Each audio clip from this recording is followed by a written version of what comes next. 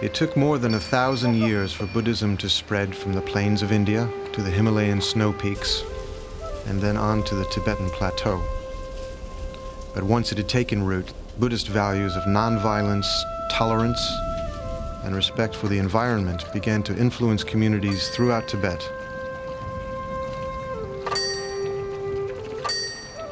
In Bhutan, high on the rock face of a mountain, there is a cave known as the Tiger's Nest. In the 9th century, Padmasambhava, the founder of Tibetan Buddhism, meditated there. For those that undertake the strenuous climb up to it, the journey symbolizes a path to a pure land, the ultimate goal being enlightenment.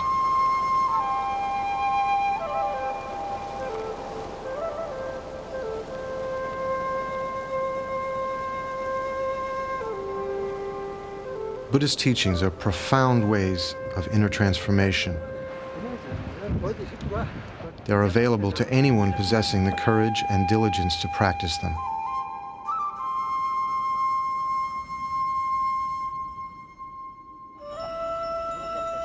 At the center of this world is the Lama, or spiritual teacher, a living example of enlightenment. As a spiritual leader, he also participated in every aspect of Tibetan culture.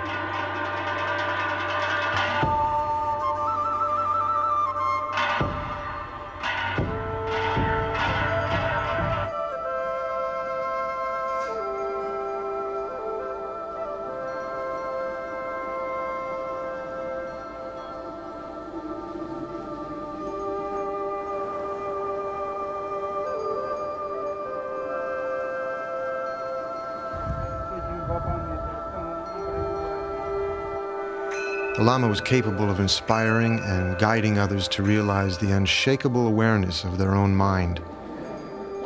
One such teacher was Khyentse Rinpoche.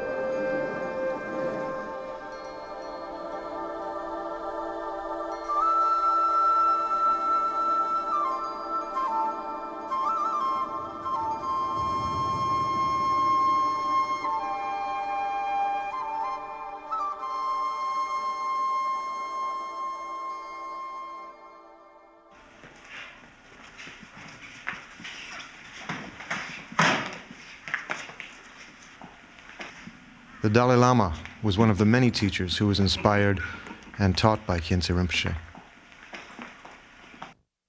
He was one of my main gurus. And especially the Dzogchen teaching and also some other very rare oral transmission. Not only Nyingma tradition, but also Sajya tradition, Gyaluk tradition, and also Kagyu tradition, as I received from him. So I consider late Khyentse Rinpoche is very, very grateful, very, very helpful for my spiritual practice. When he sits on chair or throne, very magnificent, very impressive. His body appearance very well built. And he always smiled, always smiled.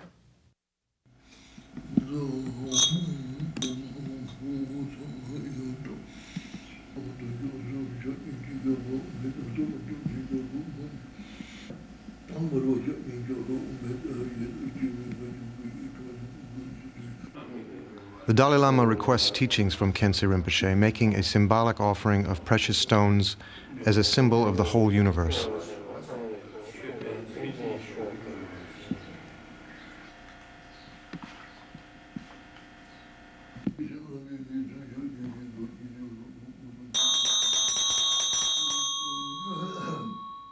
Visualizations, ritual objects, and sometimes even costumes are used by the teacher to show the student a means of transforming his perception of the world and opening to his potentially enlightened state.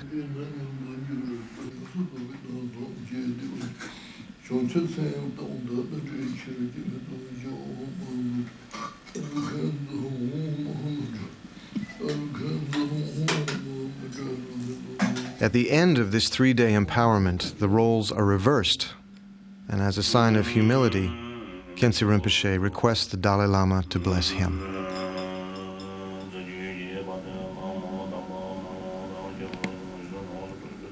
As a symbol of gratitude for the Guru's teachings, the Dalai Lama offers him a ceremonial white scarf called a kata and requests him to pray for Tibet.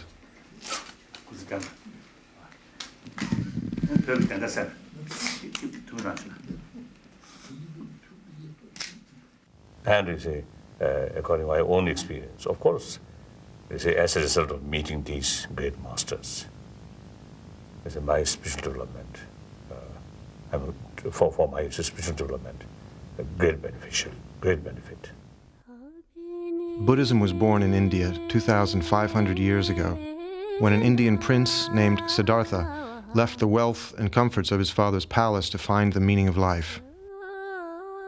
After many years of meditation, he realized the ultimate nature of reality and became known as the Buddha, or the Awakened One.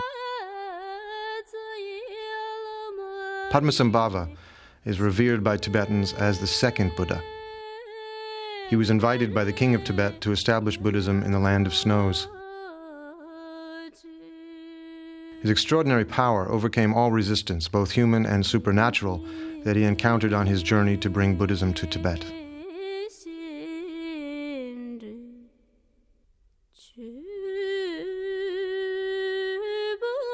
Through the power of his realization, Tibet became a unique spiritual society whose traditions have remained unbroken until the recent occupation by the Communist Chinese.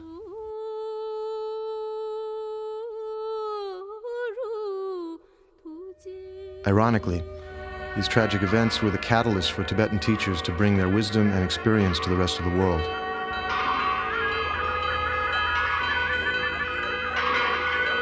Many people who met these great masters were struck by their kindness, sense of humor, and extraordinary presence, and began to learn that Buddhism was not based on withdrawing from the world, but on embracing it with love and compassion.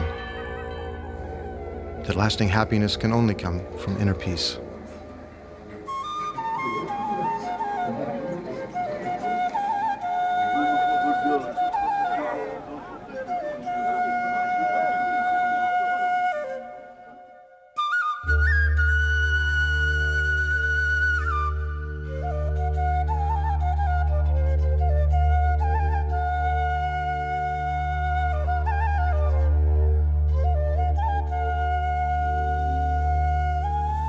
Khyentse Rinpoche was born in 1910 in eastern Tibet. At the age of 13, he felt a deep longing to pursue a spiritual life and go on a long meditative retreat. On leaving home, he wrote a letter to his parents. "Father and Mother, stay in your beautiful home. Your son longs instead for empty caves. A handbook of spirituality is all I wish to keep. Your smiling faces will be with me always. And if one day I might reach spiritual realization, I shall repay your great kindness to me." For the next 15 years, Khyentse Rinpoche meditated in many caves, often remaining snowbound for the entire winter. Of his main teacher, Session Gyaltsap, he said, "I was overwhelmed by the splendor of his expression when he would gaze at me and ask, 'What is the nature of mind?' I felt that he was exactly the same as the Buddha, and I began to understand how to meditate." After many years of studying with his second teacher, Khyentse Chökyi Lodro, he told him that he wished to spend the rest of his life in solitary retreat. But his teacher was adamant. "The time has come for you to give others the precious teachings you have received." His first major teaching was given to 2,000 yogis in the province of Amdo, lasting for over 6 months. From then on, until the end of his life, Khyentse Rinpoche never stopped teaching.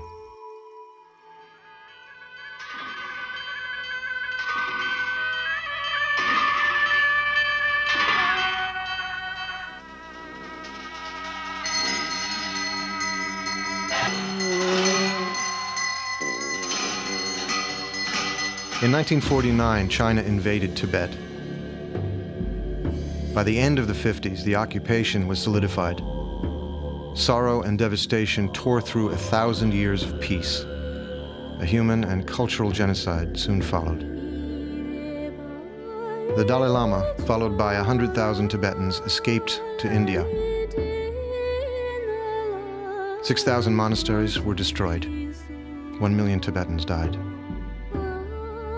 Khyentse Rinpoche wrote, "A beautiful country is a dreamlike illusion. It's senseless to cling to it. Unless the inner forces of negative emotions are conquered, strife with outer enemies will never end."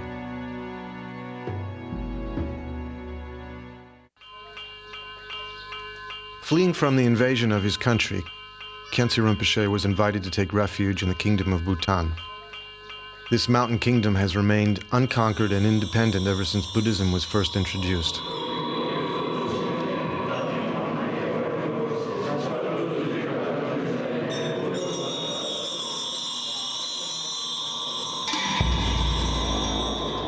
Soon the power of his realization drew many students to him. As the years passed, he became the foremost teacher in Bhutan, revered by all, from the king and queen mother to the humblest farmer.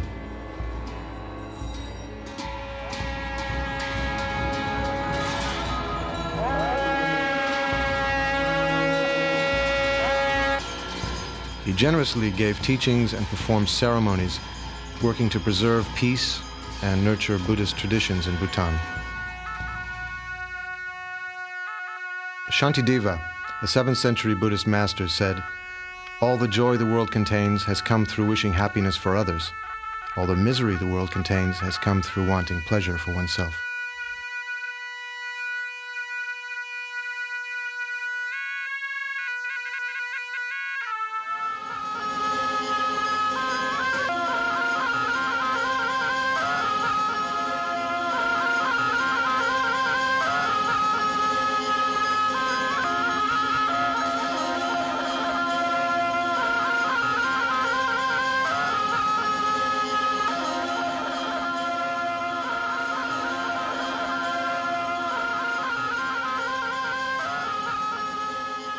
Khyentse Rinpoche's compassionate activities embraced not only the Kingdom of Bhutan, but also Nepal, Sikkim, and India, and later extended to Europe and North America.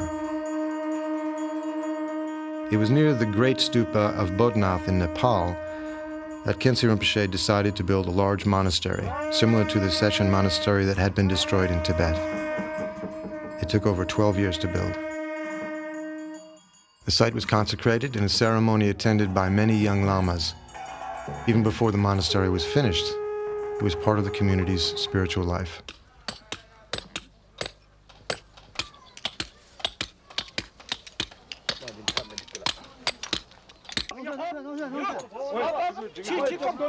For several years, many artists and their families lived inside the half-built monastery, creating the thousands of traditional paintings, gold-covered sculptures, ceremonial masks, and costumes that are used in the daily life of a Tibetan monastery. Today, Session Monastery offers one of the most authentic examples of these sacred arts outside of Tibet.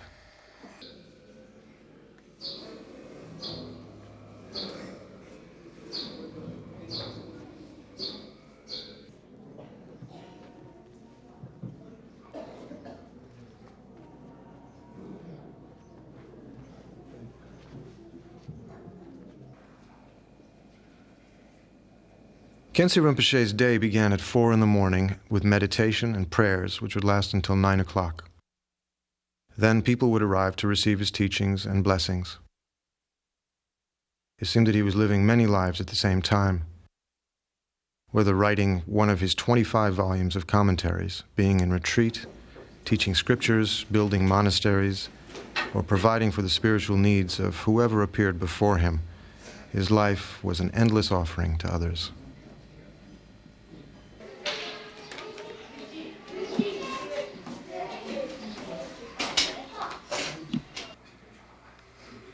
Khyentse Rinpoche was always involved with the education of the young monks, often quoting to them the words of the Buddha.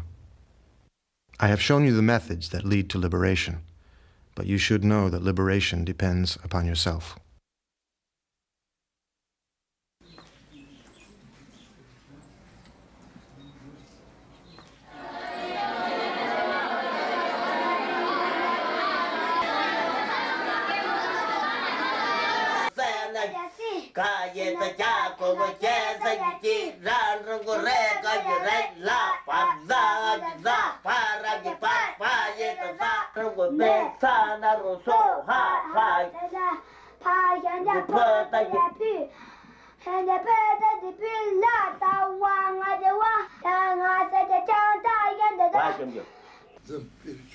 As if reading from an unseen book, Khyentse Rinpoche would teach effortlessly without pause or hesitation. He taught in every free moment of the day until late at night, responding to all requests for spiritual guidance.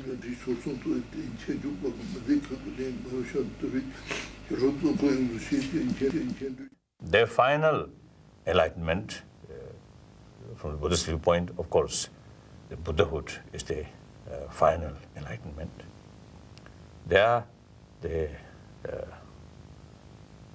I think we can say that is the ultimate nature of consciousness or mind.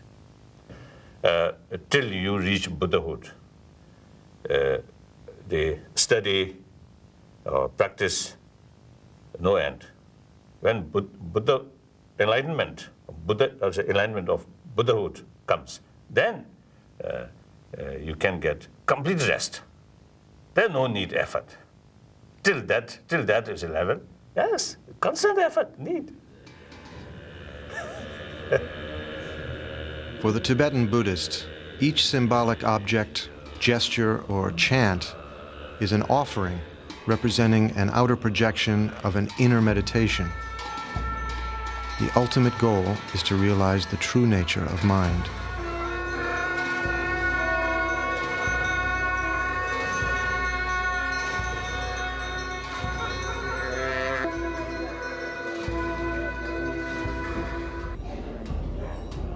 At the end of 9 days and nights of uninterrupted meditation, the participants in this ritual each hold a lamp symbolizing the light of wisdom.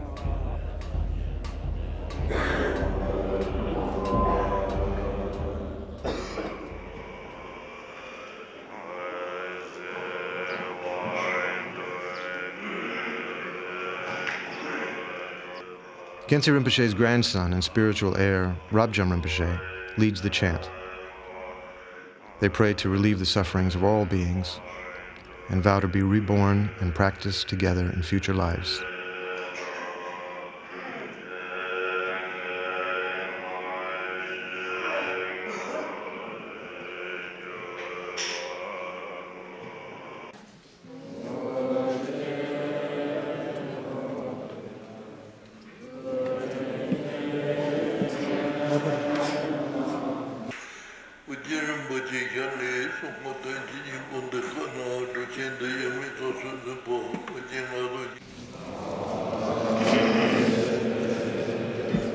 Every object in the ritual has an inner meaning.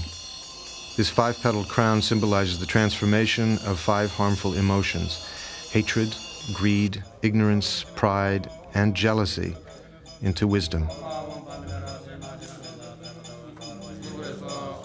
In the fire ritual, the flames symbolize the wisdom that burns away ignorance and self-centered emotions. At the end of a large ceremony, the intricately created sand mandala is swept up and scattered into a river, a reminder of the impermanent nature of everything.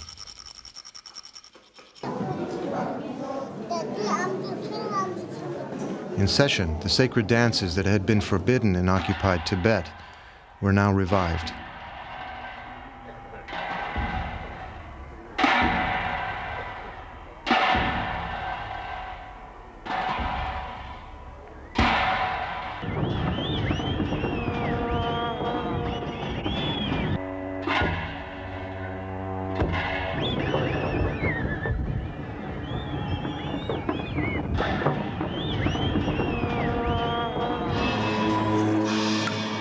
During a 2-day annual festival, the monks share with the entire lay community their inner spiritual experiences through these sacred dances.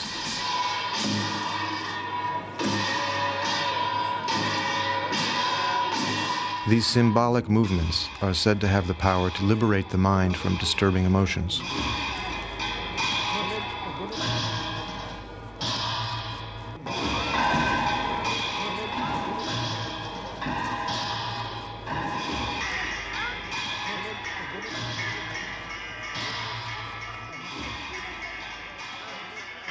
Every year, Khyentse Rinpoche, Rabjam Rinpoche, and his disciples would gather in India under the tree where the Buddha received enlightenment and offer prayers for world peace.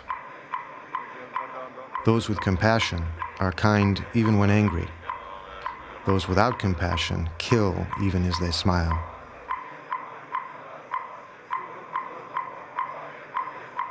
By offering thousands of devotions a day, these monks pray to take upon themselves the sufferings of all beings and to send them happiness in return. All over the Himalayas, prayers are carried by the wind that blows over flags and by water turning prayer wheels.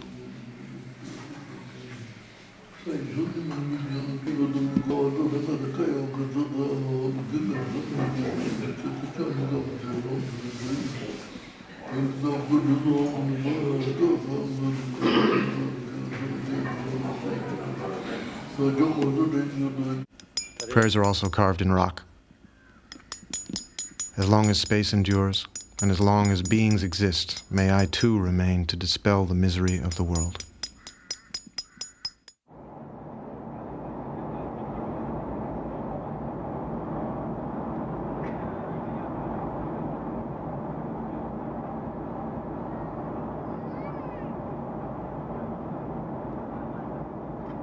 In 1985, after sealing the borders for decades, the Chinese allowed a few Tibetans to briefly visit their homeland. Among them was Khyentse Rinpoche.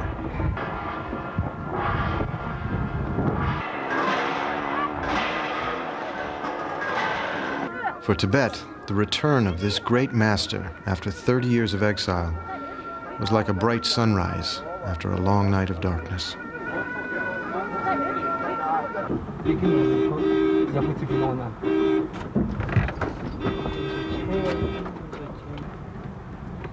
Chinese persecution had not diminished the Tibetan people's strength of mind nor their love for their Buddhist traditions.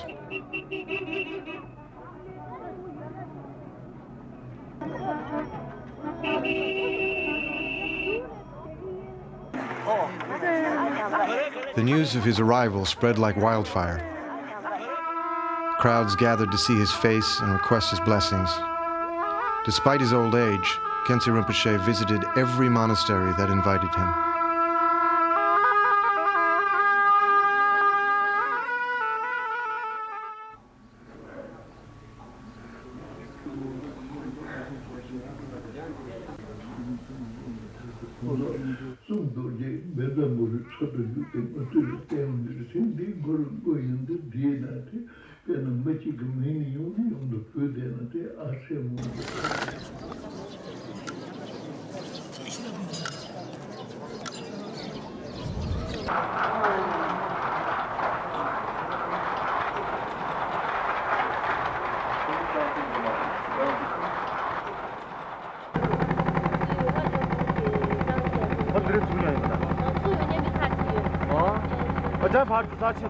A few hours from Lhasa, he crossed the Sangpo River to Samye, Tibet's first monastery, built in the 9th century.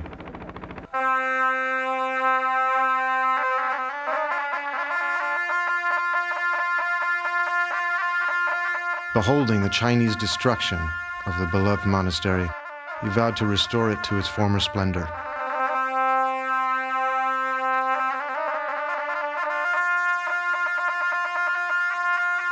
Five years later, he returned to Tibet to reconsecrate a fully restored Samye monastery.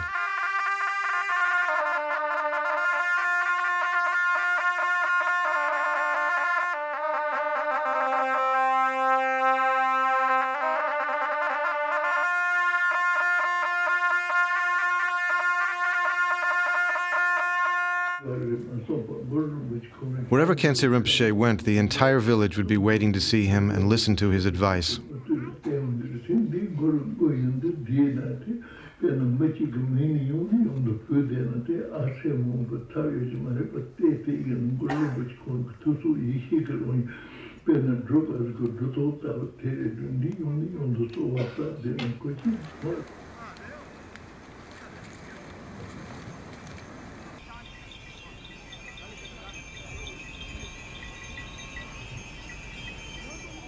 After several days on the long road to eastern Tibet, 300 horsemen, wearing white hats as a sign of welcome, rode out to escort Khyentse Rinpoche to his monastery.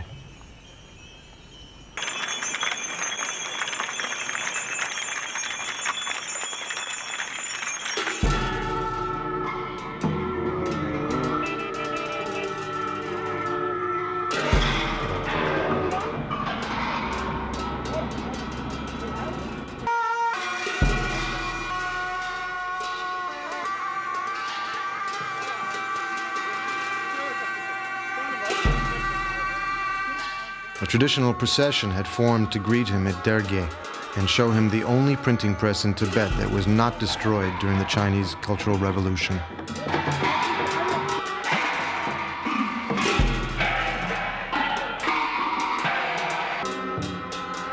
Tibetans venerate books of scriptures that embody the Buddha's speech and contain the instructions through which enlightenment can be reached. The press is therefore no less sacred than a temple.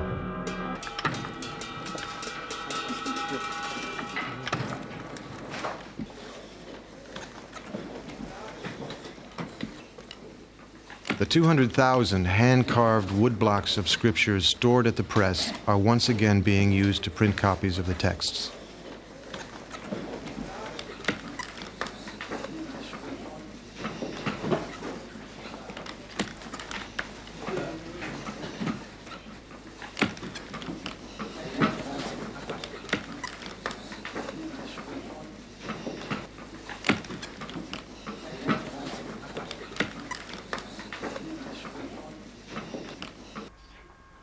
A quiet moment with an old friend who had not been able to escape the Chinese occupation.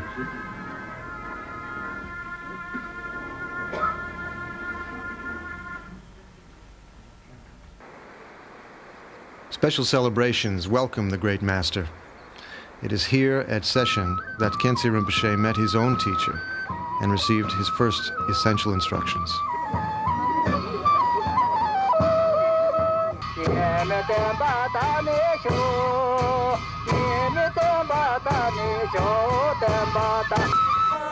He greets a former attendant who had prayed for years not to die before seeing the great master again.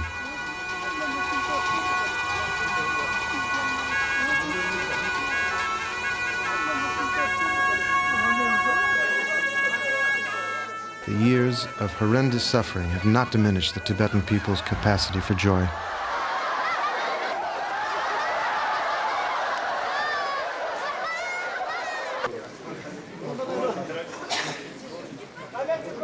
For hours, people would file by Khyentse Rinpoche and Rabjam Rinpoche, now the abbot of the monastery. Many had walked for days through the mountains to receive their blessings.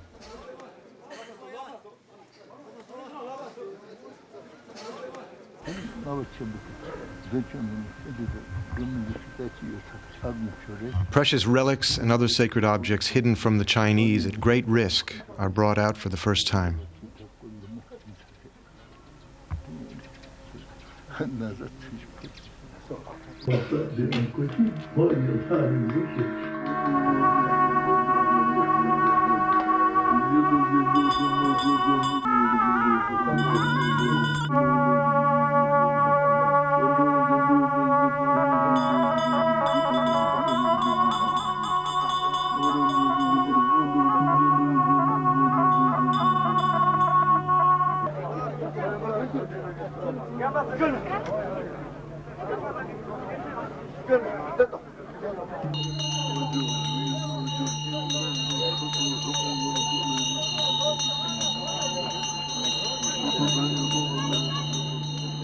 Apart from the joy of seeing his homeland and lost friends again, Khyentse Rinpoche had another mission to accomplish.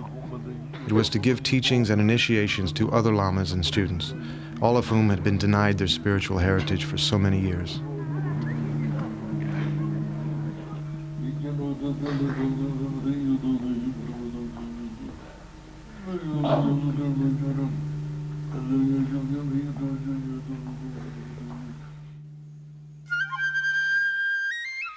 The wide-open expanse of spiritual realization, the true condition of mind, is like the sky, like space, without center, without edge, without goal, dissolving into the expanse of emptiness that has no limits and no boundary. Everything I see, everything I hear, my own mind, and the sky all merge. When you see a lofty mountain, be reminded of the inner view. The view is the teacher's mind, inseparable from the nature of your own.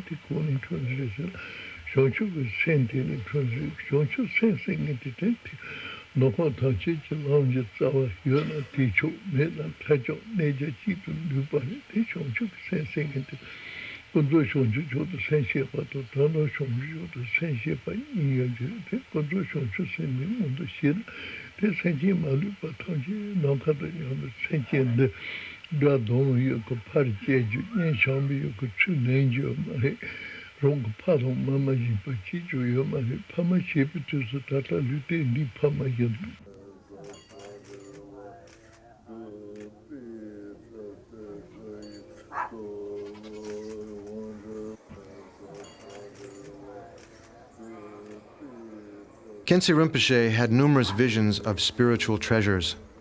In one of these discoveries, he saw the mandala of the Buddha of eternal life appearing on the surface of a lake. Following this vision, he wrote a whole volume of teachings and spiritual practices.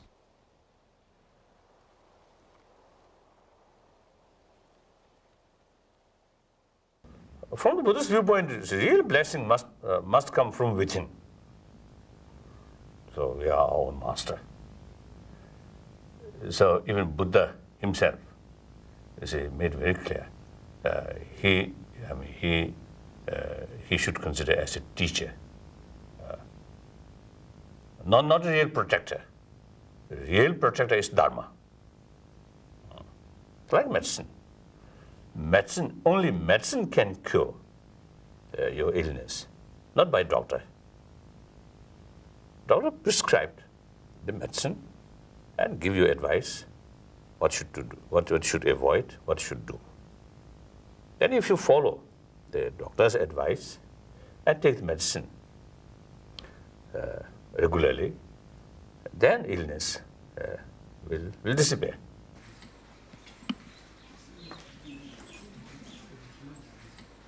At the heart of Tibetan Buddhism is the openness and confidence between student and teacher. Through this relationship, the student begins to recognize and develop trust in his or her own innate wisdom.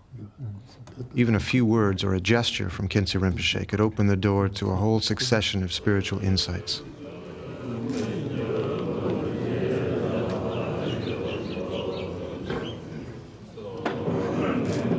Rabjan Rinpoche said of his grandfather, he would reply to our questions not only as a scholar, but from the depth of his practical experience and wisdom.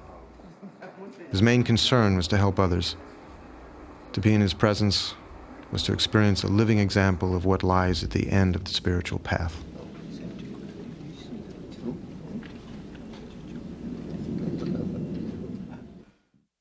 Although the teacher appears to us in ordinary human form, in reality, his mind is no different from the Buddha's. The only difference between the teacher and the Buddha lies in his kindness to you.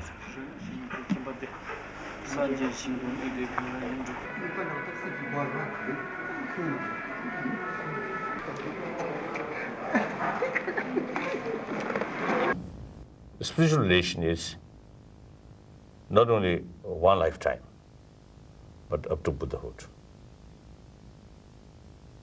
So irrespective of what form of life, so that spiritual relations always remain there. So the relation as a person to person, that of course mainly for one life.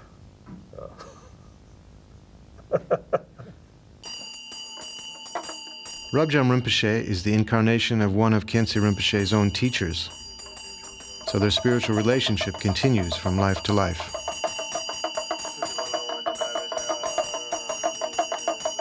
To his daughter and wife, Khyentse Rinpoche was more than a loving father and husband.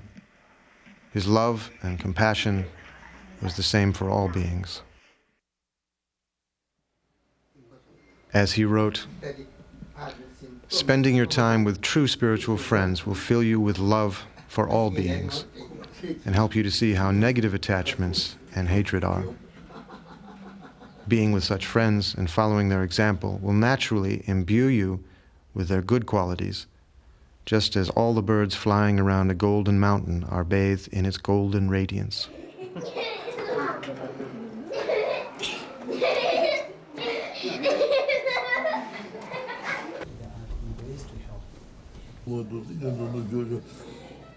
Nearing the end of his life, Khyentse Rinpoche was particularly attentive to those young lamas who had been recognized as incarnations of past teachers.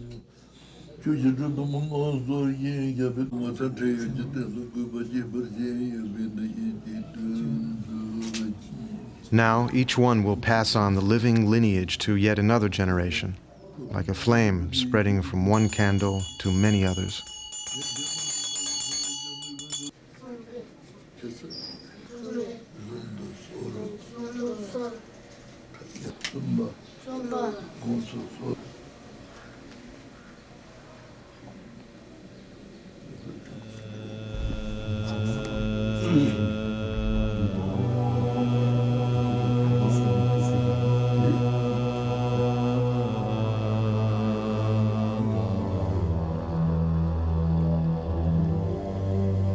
In the midst of clouds of impermanence and illusion dances the lightning of life.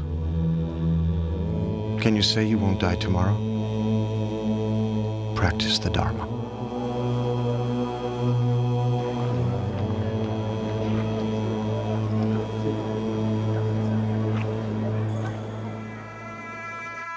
After a short illness, Khyentse Rinpoche died in Bhutan in 1991. 60,000 people, nearly 1/10 of the population of the whole country, gathered together for his cremation.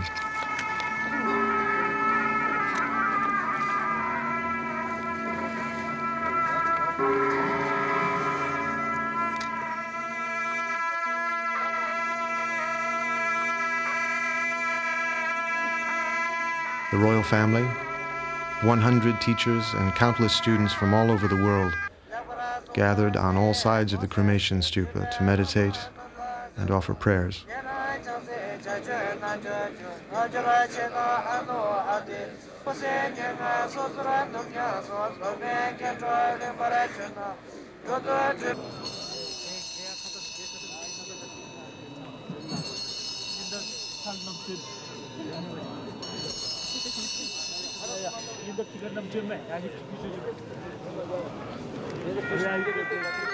While his physical body dissolves into the flames, his wisdom, inspiration, and very presence lives on in the hearts of all who met him.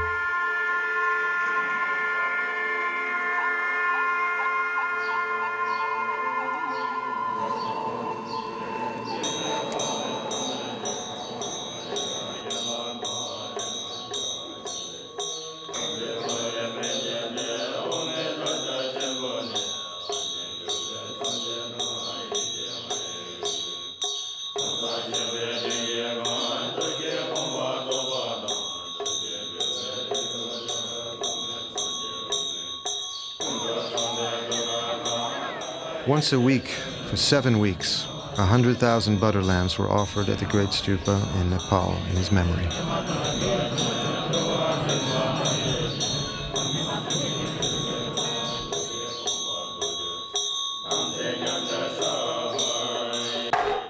Khyentse Rinpoche and also my late other teachers, the physical as a human form no longer there, We may find there are reincarnations somewhere, but you see, to me, more important thing is their spiritual energy. So of course that reincarnation also is very important, but more important is the spiritual energy. They're always there.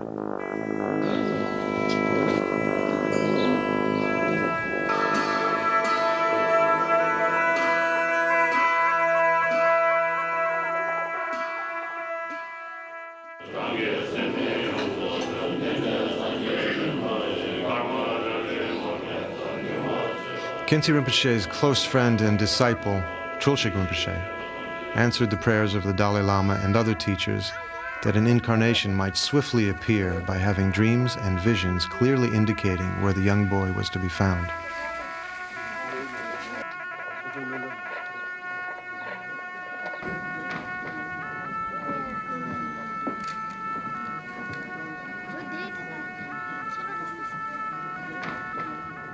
So yes, I have full conviction. This young, active boy is true the reincarnation of late Khyentse Rinpoche. Reincarnation for spiritual masters is due to taking a vow to have continuous rebirth to help others on their journey to enlightenment. As the reincarnation of Khyentse Rinpoche, young Yangtze is to continue his sacred path. In the hills of eastern Nepal, in a sacred cave, Trulshik Rinpoche performed a ceremony for the young Khyentse Rinpoche's long life and for his future activities in the benefit of others.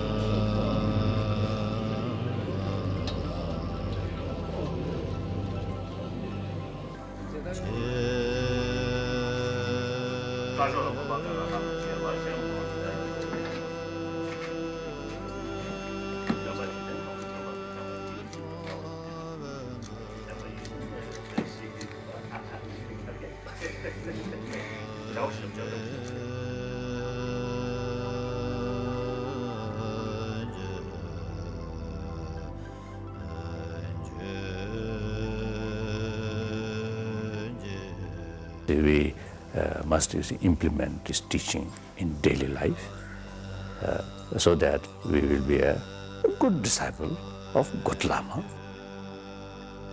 So that is about my Guru.